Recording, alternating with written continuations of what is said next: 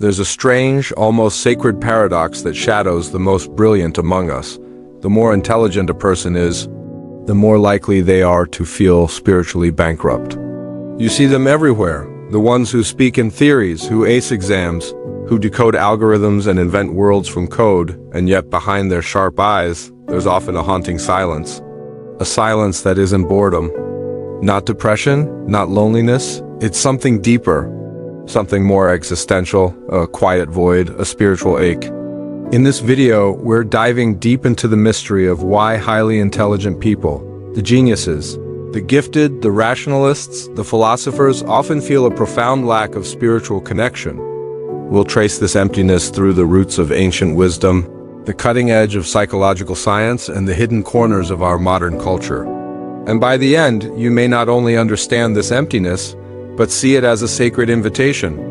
An invitation to come home, not to the intellect, but to the soul. Let's begin with a simple truth. Intelligence is a gift, but like all great gifts, it comes with a shadow. The more capable your mind is of abstraction, critical thinking, and self-reflection, the more it tends to analyze life rather than live it, to dissect joy rather than feel it, to observe suffering rather than fully enter it.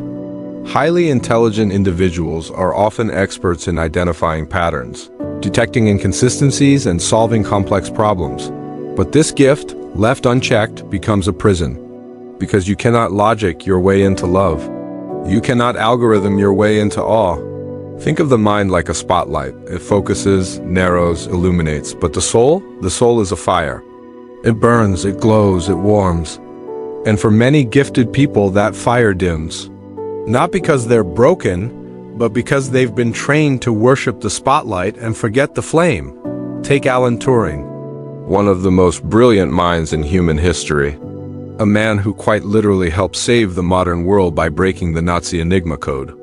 And yet, in his final years, he was persecuted, chemically castrated, isolated, and he died by suicide, biting into an apple laced with cyanide. A mind that could outthink anyone, but a soul left starving. This isn't rare, it's a pattern. The higher the intellect, the deeper the existential void. French philosopher Blaise Pascal once said, "There is a God-shaped vacuum in the heart of each man which cannot be filled by any created thing." And yet, in the modern age we fill that vacuum with status, with dopamine, with screens, sex, stimulation. But for the highly intelligent, these substitutes don't work for long. They see the hollowness. They feel the futility, so what do? They turn to reason, to systems, to thought. They reject religion, often with good reason. It's rigid, outdated, filled with contradictions. But in doing so, they don't just throw away dogma. They throw away ritual. They throw away mystery. They throw away transcendence. They reject belief itself. And in that rejection, they lose something sacred, the symbolic life. Carl Jung wrote extensively about this. He saw that when the modern mind loses its connection to myth, to archetype, to the sacred symbols of existence, it becomes fragmented, isolated, spiritually starved. People don't have ideas, ideas have people. Jung, and when those ideas are purely rational, purely material, purely individualistic, the psyche begins to crack. The soul doesn't care how smart you are. It only cares if you're listening. Spiritual nihilism isn't loud. It doesn't announce itself with rage or rebellion. It creeps in quietly, in the form of endless scrolling, of chronic busyness, of chasing success, knowing it won't fulfill you, but not knowing what else to chase. It's the voice that whispers, "Nothing matters. There is no truth. Meaning is a human invention." Intelligent people often fall into this trap, not because they're wrong, but because they're too right. They've seen behind the curtain. They've questioned the stories. They've dissected the myths. They've outgrown the fairy tales of childhood. But they haven't replaced them with anything real. And so they live in an existential limbo, too awake to believe in illusions, but too rational to surrender to mystery. This is the spiritual desert of the modern mind, and it's killing us. One study in 2023 found that students from top-tier universities, the intellectual elite, report some of the highest rates of depression, anxiety, and existential dread. These are not failures of intelligence. They are symptoms of a life lived entirely in the head, disconnected from the heart.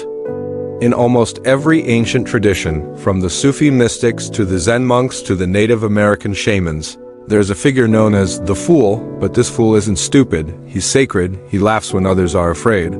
He dances when the world is burning, he speaks in riddles, in poetry, in paradox. Because he knows a secret, certainty is a sickness. The intelligent mind craves answers, certainty, control, but the wise soul, it learns to surrender. Socrates, perhaps the wisest man in Athens, said, "I know that I know nothing." Lao Tzu opened the Tao Te Ching with, "The Tao that can be spoken is not the eternal Tao." What if spiritual emptiness isn't a flaw, but an invitation? A crack in the intellect that allows the soul to shine through? So how do we begin to heal? How can a highly intelligent, spiritually disconnected person begin to feel whole again? It begins with humility. Step 1. Admit you don't know. Let go of the compulsion to explain everything. Step 2. Reclaim sacred rituals. Light a candle, take a cold plunge, sit beneath the stars. Not because it's logical, but because it's real. Step 3. Speak to the unconscious. Read poetry, study dreams. Use metaphor. Symbols are the soul's native tongue. Step 4. Return to the body. You are not a brain on a stick. Move, breathe, sweat, sing. Step 5. Make space for silence. Turn down the noise. Let the mystery speak. Here's the twist no one tells you. Your intelligence will not save you. It might build empires, win debates, even change the world, but it won't bring you peace. Because peace isn't a puzzle to be solved. It's a presence to return to. And maybe, just maybe, this ache you feel, this emptiness, isn't a problem at all. Maybe it's your soul knocking on the door. Maybe it's trying to remind you that beneath your logic, your credentials, your sharp ideas, you are still a mystery, a sacred contradiction, a spark of the infinite wrapped in fragile skin. Those who have a why to live can bear almost anyhow, Viktor Frankl. So I'll ask you, dear listener, what is your why, and are you brave enough to feel it? If this video stirred something in you, let it breathe. Leave a comment. Tell us your experience. What do you think is the root of spiritual emptiness? And if you found value here, like, subscribe and share this with someone you love. Because the most intelligent minds often need the deepest healing. And maybe, just maybe, this is how we begin.